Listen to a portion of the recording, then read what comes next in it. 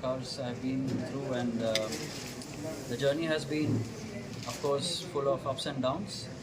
But I have just been incredibly fortunate to have, coming up with projects and taking keen interest in motorsport, which has always been the missing piece, really.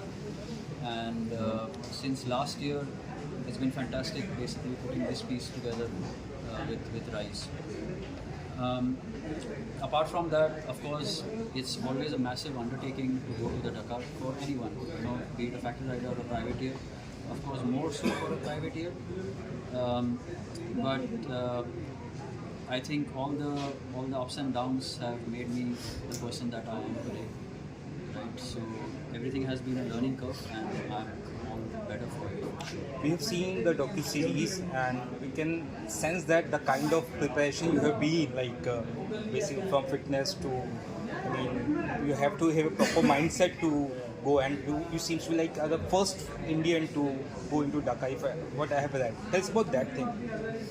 Yeah, well, I'm not the first Indian to go there. I was the first Indian to participate in the Malimoto category in 21. But yeah, it's all around preparation that needs to go into this, be it on-bike training, off-bike training, and of course the mental training as well. The brain is like any other muscle, you need to train it, you just don't build resilience.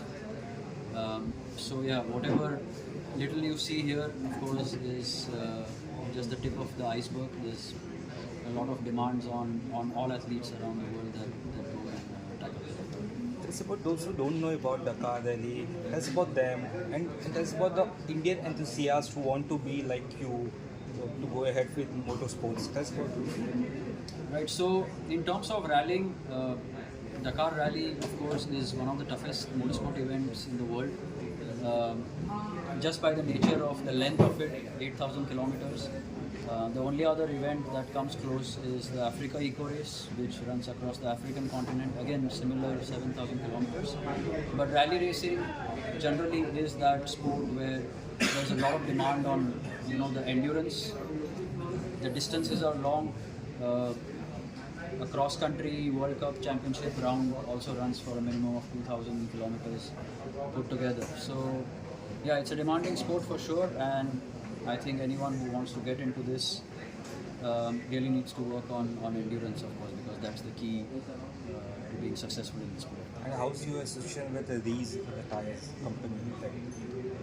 It's been fantastic, especially for me to be part of a development process. That is always something that I like.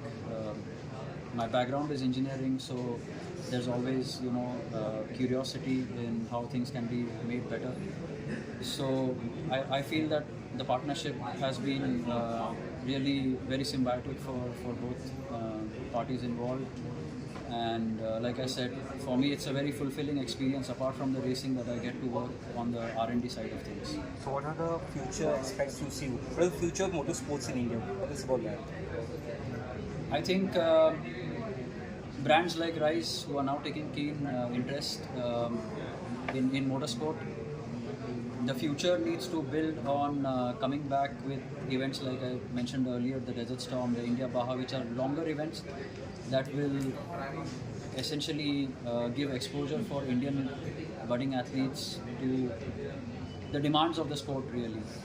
And I think that needs collective will from the federation as well, brands, and of course the competitors in general to level up. Thank you. Mr. Ashish Rawani and Mr. Anish Thakur. Thank you. Please.